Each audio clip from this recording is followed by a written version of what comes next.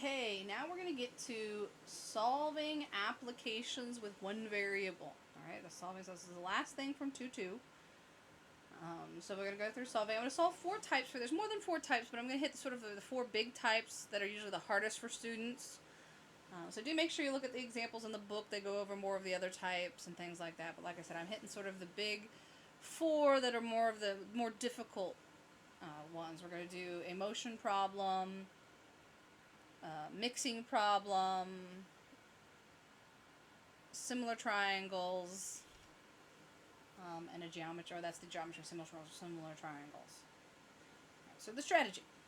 Alright, so again, you can have your own strategy. This is sort of just a general strategy when we're doing solving equations. First thing you want to make sure you do is read the problem carefully. Right? Make sure you read it, understand it. What are they giving you, and what are you looking for? Sometimes it's helpful to list those things. Alright, list what they're giving you, list what you're asked to find, try to understand it by kind of reading it out loud. I think it's helpful to do that and read it out loud. Alright, and so that's sort of the first step. Assign variables or equation to stuff you're being asked to find. Right, so usually let x be something you're being asked to find, and sometimes you'll need another expression if you're asked to find two things. Right, and write out your other quantities. If you're given more information, write them out so you at least understand what they are. Right, step 2 is the hardest step. Right, setting up your equation. Right, setting up what you're going to solve. So there should be an equation, and sometimes it's an equation you already know, like distance equals rate times time, the distance formula, similar triangles, volumes, areas, and things like that are formulas that you know and you're going to refer to. Right, so you should be able to, and sometimes sketching a picture can help you get those formulas. We'll do, when I get to the similar triangles, the geometry example. When we do geometry examples, it's always helpful to set up a picture. You don't have to, it's just helpful to do that when you're problem solving. Right, once you get your equation, you should have one equation, which you may have to use your formula to get to that one equation. But when you plug stuff in, there should just be one variable that you need to solve for, one variable that you don't know. Right, that's the key here, right? We're solving one variable equation, so there should only be one unknown, one x value that I want to solve for. And a lot of times that's in your setup, setting it up carefully to get that x value. That's the hard part. Once you set it up, then it's just solving using the methods that we talked about in the section. Solving it by hand. You can solve it graphically. I'm going to solve all mine by hand, but you could solve them graphically. It's not wrong to do that. Then you should always kind of write your answer with correct units and correct terminology and kind of check to make sure your answer is reasonable. Right? Kind of do like a check. All right, the answer that I got out, is it reasonable? So the first example, solving an application involving motion. So this is involving the distance equals rate times time. Alright, suppose in 1 hour, so over an hour, an athlete traveled 9.2 miles. So that's the total distance. In 1 hour, he traveled 9.2 miles. But he ran at two different speeds. So suppose he's a track runner or whatever, distance runner. And for the first half, he kept a steady speed of 9 miles per hour. And maybe not for the half, but the first part of the race, suppose, the first part of the practice, the 9.2 miles, he kept at a steady speed of 9 miles per hour. And then, toward the end of the time, he kicked it up a notch. Right? He decided to run a little faster, so he ran 10 miles an hour now. What we want to figure out is how long did the athlete run at each speed. So, for part of the 9 miles, he traveled by 9 miles per hour, or the 9.2 miles.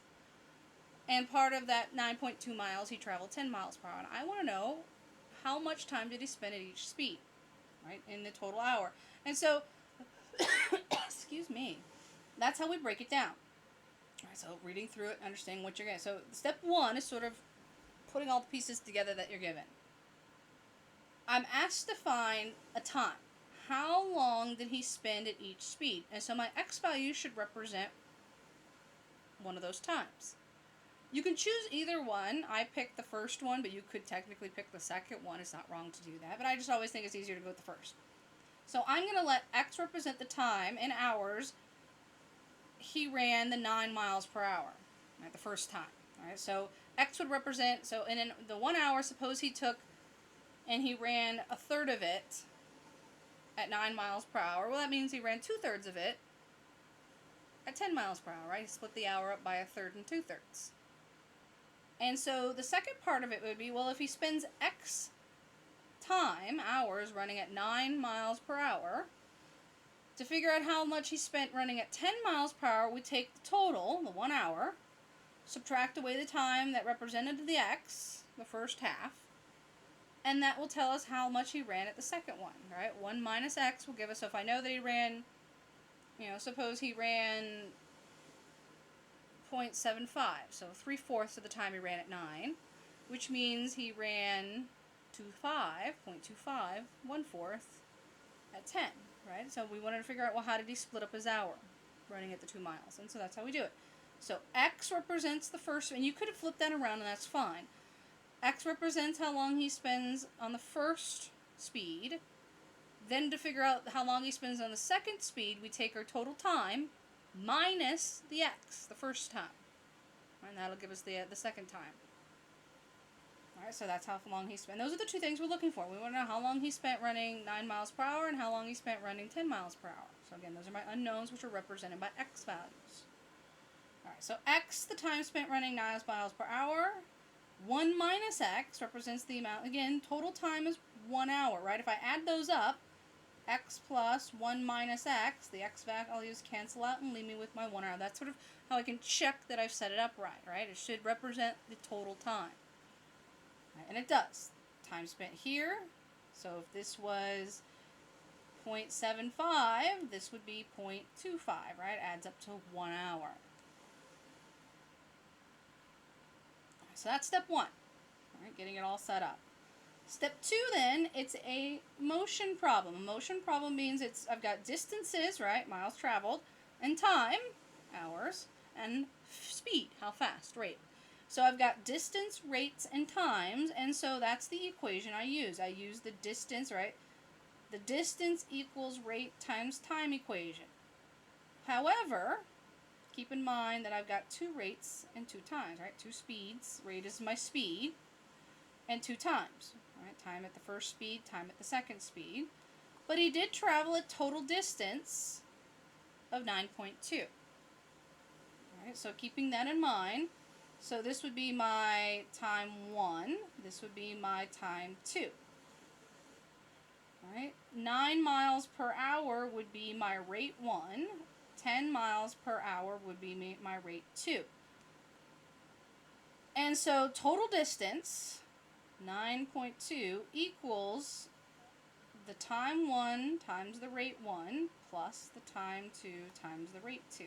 Right? My 2 times and my 2 speeds. All right, will add up to part of the 9 miles he spent on the first time, part of the 9 miles he spent at the second time, going the second speed.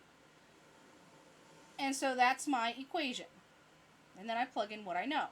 All right, so I plug in for the first time, so I get 9.2. The first time is just X, right? X unknown. I don't know what that first time is, so I've already labeled it as X. My first rate was 9 miles per hour. And so that would represent the total distance he traveled, right, going the first speed over the first time period, plus the second speed in the second time period. Well, the second time period is represented by 1 minus X, and put it in parentheses, 1 minus X, that's the second time, times the second rate. So over that time, he went at a speed of 10 miles per hour. And so this would represent, the second half of this equation would represent the distance that he traveled over that second time period going that second speed, 10 miles per hour. Right, so there's my equation that I now want to solve. Okay, so solve it however you want. I'm going to solve it by hand, so I'm going to simplify. I'm going to multiply out first, so distribute here. And that I'm just going to rewrite as 9x. So 9.2 is 9x plus 10 minus 10x. Collect my like terms, my 9x and my negative 10x. So 9.2 equals 10x minus x, right? 9x minus 10x is going to leave me with 1x.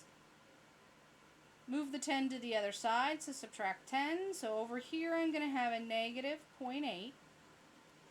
There I still have a minus, so I have a negative x, and then divide out that negative 1. And so x is 0.8 hours. So most of the time, he spent running at the slower speed. Right? Out of his hour, 0.8 of it, or 80% of it, he spent running 9 miles per hour, which means 0.2 of it he spent at the faster time. Which means at x minus 1, which would be, or 0.8 minus 1, which would be 0.2 hours, would be the second time, right? This would be time 1, this would be time 2. And so my solution is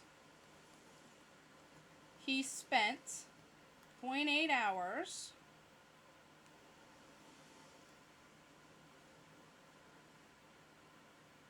running at a speed of 9 miles per hour. He spent 0.2 hours running at a speed of 10 miles per hour. If you can read that, good luck. So running at a speed of 10 miles per hour, running at a speed 9 miles per hour. And you should look and see, does the answer make sense? So first of all, do my times add up, right? The total time was 1 hour. That checks, right? If I take 0.8 plus 0.2, that's 1 hour.